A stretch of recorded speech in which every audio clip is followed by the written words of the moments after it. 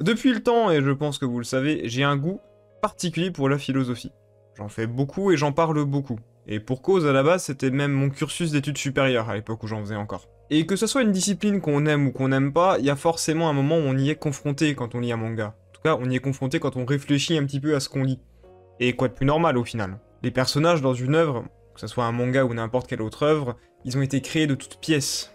Donc comme ils ont été créés de toutes pièces, ce sont des archétypes, des idées de vraies personnalités, de vraies idées. Un personnage ne sera jamais aussi complexe qu'un vrai humain. Si vous voulez un exemple très simple, la plupart des méchants qu'on voit et la plupart des méchants courants, ils sont des dérivés de pensées de Nietzsche ou de Machiavel par exemple. Et ne me faites pas dire ce que je n'ai pas dit, c'est pas parce qu'on a des pensées qui sont celles de Nietzsche ou de Machiavel qu'on est une mauvaise personne ou qu'on est méchant. Ce sont juste deux philosophes qui ont des idées très tranchées, très arrêtées et très claires, et qui ont tendance à être, en plus de ça, assez fermes dans leurs propos. Et ça ne veut pas dire que vous êtes une mauvaise personne si vous êtes d'accord avec eux.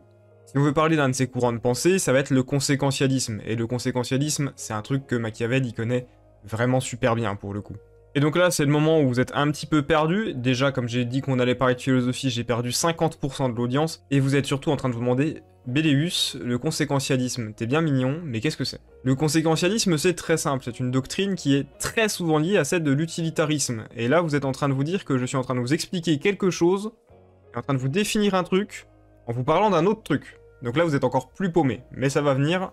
Tout va s'emboîter, vous inquiétez pas. Si on veut résumer le conséquentialisme avec une phrase assez simple, même si c'est plutôt simpliste, même pour le coup, ça se résume en une seule phrase. On ne fait pas d'omelette sans casser des œufs. Non, vraiment, c'est tout. Et du coup, chez l'utilitariste, on part du principe que le bonheur général, donc le bonheur et le bien-être du plus grand nombre, il prévaut sur le bien-être et le bonheur de l'individu. Donc basiquement, si on veut parler de ça, vous connaissez absolument tous ce problème. Il y a un train qui fonce sur 5 personnes, vous êtes à l'embranchement du train, vous pouvez actionner un levier, si vous actionnez le levier, le train il se dévie et il va écraser une seule personne. Est-ce que vous actionnez le levier ou est-ce que vous laissez le train faire sa route? Bon, normalement, si vous êtes à peu près censé, vous allez tirer le levier et le train va dévier et malheureusement tuer une personne. Mais ça, c'est du conséquentialisme en fait. Vous avez fait une omelette et vous avez malheureusement, vous avez dû casser des œufs quoi. Et d'un autre côté, comme j'ai dit, c'est lié à l'utilitarisme. Puisque l'utilitarisme, c'est faire prévaloir le bien du plus grand nombre. Vous avez sauvé 5 personnes en l'échange d'une vie. Ce problème, ça s'appelle le trolley paradoxe. C'est un truc qui est super fréquent, qui est super utilisé. On va pas faire une vidéo spéciale dessus, on va pas en parler aujourd'hui, mais au moins vous avez l'exemple et vous le connaissez maintenant.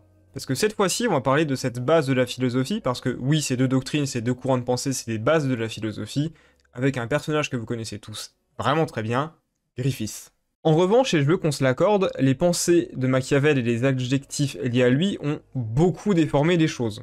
Machiavel, c'est quelqu'un de ferme, de pas forcément très drôle, mais de très intelligent et de très capable lorsqu'il s'agit de gérer un état et de tout simplement gouverner. Avec le temps, sa stratégie et sa capacité tactique en sont devenus un adjectif, être un florentin, ou encore plus simple, être machiavélique. Le souci, c'est qu'aux yeux de beaucoup, être machiavélique, c'est faire un plan alambiqué, difficile, dans le seul et unique but de régner. Le tout dans une malveillance absolue. Mais c'est pas forcément le cas quand on y réfléchit bien. Dans la logique de Machiavel, on peut faire des choses horribles pour un bon résultat, pour qu'un état tienne debout en fait. Même si d'un point de vue moral c'est discutable, le grand tort des conséquentialistes c'est qu'ils préfèrent l'action à la discussion et l'éthique, et que donc ça peut donner l'impression qu'ils sont sans cœur. Mais en principe, la personne qui suit cette doctrine, elle est pas forcément assoiffée par le pouvoir. Et donc je vous propose la problématique du jour, à laquelle on va essayer de répondre. Est-ce que Griffith c'est un bon utilitariste, et est-ce que Griffith c'est un bon conséquentialiste? Je vais vous présenter à nouveau Griffith, pour ceux qui ne sont pas au courant ou qui ne connaissent tout simplement pas l'individu. Griffith, c'est un personnage du manga Berserk, et je pense l'antagoniste le plus important de l'œuvre. Ce dernier, c'est l'ennemi de Guts, il y a un long arc flashback où on apprend l'histoire de Guts, on vit ses rencontres avec Griffith. La naissance de leur amitié, leur conflit, leur séparation, puis l'affreuse trahison du Faucon Blanc. A la suite, tout le plan et l'objectif de Guts, c'est de sauver Casca, traumatisé à vie à cause des agissements de Griffith. Mais aussi et beaucoup de tout simplement abattre ce maudit faucon. C'est la base de toute histoire de vengeance digne de Shakespeare, et qu'on s'accorde, si c'est bien effectué, ce genre d'histoire c'est toujours cruellement efficace. Il y a tout ce qu'il faut pour un bon récit, un protagoniste torturé qui frôle le statut de méchant, un antagoniste qui semble tout blanc sans réellement l'être, et du drame. Et en parlant du méchant tout blanc, ce paragon de lumière qui est Griffith, on a des choses à dire dessus, car on connaît surtout son objectif, enfin, celui de base. Au tout début, Griffith c'est un rêveur, et rêver dans un monde aussi cruel que celui de Berserk, c'est être un petit peu fou. La plupart des gens ici-bas, ils veulent juste survivre. Mais il y en a un qui en veut plus. Il veut créer un royaume de paix. Et en soi, c'est louable, bien que terriblement idéaliste, surtout quand on est un gamin, même pas noble, un roturier en fin de compte. Donc il y a plusieurs choix qui s'offrent à nous.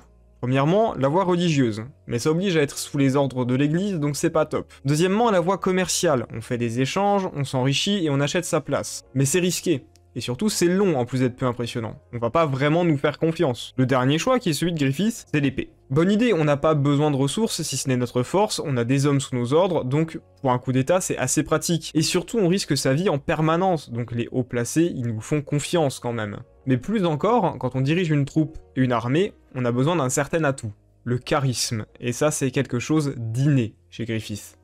Vous avez tout ce qu'il vous faut, maintenant que tout ça s'est mis en place, on va pouvoir parler de l'ascension de Griffith. Encore à ce stade de l'histoire, même si on peut en douter, Griffith est un fervent conséquentialiste, un utilitariste. Il a un but final qui est plutôt louable, et il n'hésite pas à salir les mains pour l'obtenir. Corruption, vendre son propre corps, chantage, coups de pression violents envers des nobles, guerre et donc meurtre. Mais c'est là où les premières questions commencent à se poser. Tout ce qu'il fait jusqu'alors, c'est pour sa cause, son objectif, ou c'est pour lui-même? À ce stade, la réponse elle est encore difficile, c'est flou. Si la cause prévaut, c'est pour le bien commun. Si c'est pour le bien commun, c'est de l'utilitarisme. Et donc, vu les méthodes qu'il utilise, ça fait de lui un fervent conséquentialiste. Un bon cas d'école. Mais s'il fait ça par ego, ou même, plus simplement, s'il fait ça pour le pouvoir, ça devient plus compliqué. Car oui, l'acte sera jugé conséquentialiste, mais là on peut se poser des questions, c'est sur les intentions du personnage. Oui, c'est plutôt logique quand on y réfléchit bien. On est des humains, il y a des leviers en nous, que ça soit les sentiments, les émotions, les ressentiments même tout simplement. On aura plus tendance à pardonner quelqu'un qui fait des actes répréhensibles pour une bonne cause, et où la bonne cause c'est la fin en soi, que de pardonner quelqu'un qui fait des actes répréhensibles pour une bonne cause, mais pour lui-même. Au final, quand on y réfléchit bien, la bonne cause, c'est une incidence. C'est pas son objectif à la base, il a fait quelque chose de bien, mais est-ce qu'il le voulait vraiment au fond de lui? Donc dans ce cas-là, la bonne cause c'est une incidence. Ce n'est pas une fin, donc il est pas conséquentialiste. Mais est-ce que c'est si facile que ça au final?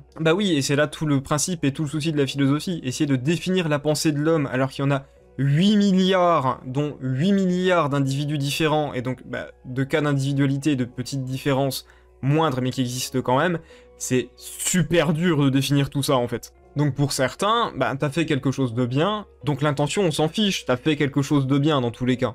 Pour d'autres qui sont plus prudents, si tu fais quelque chose de bien, mais que c'est pas ça l'objectif et que t'as d'autres desseins derrière, c'est qu'une question de temps avant que tu fasses quelque chose de mal en fait. Je vous laisse vous faire votre avis dessus, moi je suis plutôt de la deuxième école, celle de la prudence, en mode « Ouais mais on n'est pas vraiment sûr de ce qu'il veut au final ». Mais vous pouvez être très bien de la première école et dire « Oui mais il a fait quelque chose de bien, donc on s'en fiche en fait ». Ça vous en faites votre idée, c'est le principe de la philosophie du coup. On fait maintenant une avance rapide sur Griffith. Jusque là on est encore au stade de doute. Ok, certains actes sont clairement répréhensibles, on n'est pas sûr de ce qu'il veut vraiment, si c'est pour sa cause ou si c'est pour lui. Il est leader ou s'il est gourou. Mais il y a un œuf rouge qui dormait encore qu'allait bientôt éclore. Et c'est peut-être éparpillé au milieu des coquilles qu'on va trouver notre réponse. À ce moment-là, Goetz, il est en pleine réflexion. Cette voie, est-ce que c'est vraiment ce qu'il souhaite? Et surtout, ce que devient la troupe, les jeux politiques, c'est pas du tout son truc. Donc Goetz, il s'en va. Et à ce moment-là, il se passe deux choses. Premièrement, Griffith réalise que son ancien frère d'armes est maintenant plus fort. Et que donc, pour la première fois, le numéro 2, c'est Griffith. Deuxièmement, il se rend compte de son attachement envers Goetz. Et donc, il fait une grosse erreur.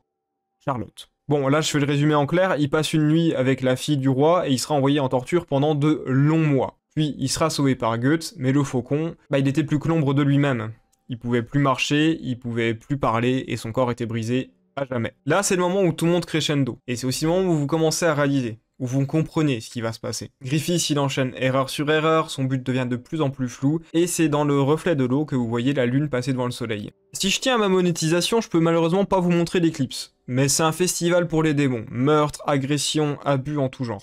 Mais bon, ce qui semble être un cauchemar le deviendra encore plus. Un choix est offert à Griffith, qui a alors, rappelons-le, tout perdu. Il peut récupérer sa forme, sa force, son apparence, mais surtout obtenir de Dieu lui-même le pouvoir de rendre son rêve réel. Et Griffith, il acceptera. La seule condition, c'est la fameuse marque. Marque posée sur chaque membre de la troupe. Marque qui amènera la mort. Deux survivent. Casca et Goetz. Et Griffith commettra l'acte le plus abject, l'acte détruisant le plus possible quelqu'un, faisant de lui désormais l'ennemi principal de Goetz. Parce qu'à ce moment-là, Goetz il devait faire son futur avec Casca. Fort de ses nouveaux pouvoirs, Griffith pourra créer son royaume, Falconia. un havre de paix. Et maintenant, on arrive à la fin de la vidéo. Du coup, Griffith, conséquentialiste ou non? Dire bon, il a tué absolument toute sa troupe, il a trahi tous ses amis, il a massacré tout le monde, il a fait un des trucs les plus horribles et abjects de l'histoire, mais derrière, avec Falconia, il a sauvé des millions de vies, en fait. Donc, si on reste sur du conséquentialisme pur et dur, avec juste l'efficacité, aucune forme de sentiment ni rien, Griffith a eu raison de faire ça. Cependant, et c'est pour ça que des conséquentialistes à 100%, ça n'existe pas vraiment, il n'y a personne qui est conséquentialiste pur, les gens ont une morale, et très souvent les gens ont des sentiments aussi.